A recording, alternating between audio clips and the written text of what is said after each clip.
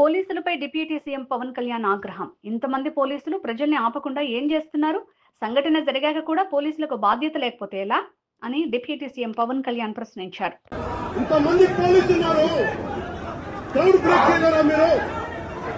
Are you doing it on purpose? Are you doing it on purpose? సంఘటన జరిగాక కూడా మీకు బాధ్యత లేకపోతే ఎట్లా? బ్రేక్ చేయండి, అందరినీ బ్రేక్ చేయండి.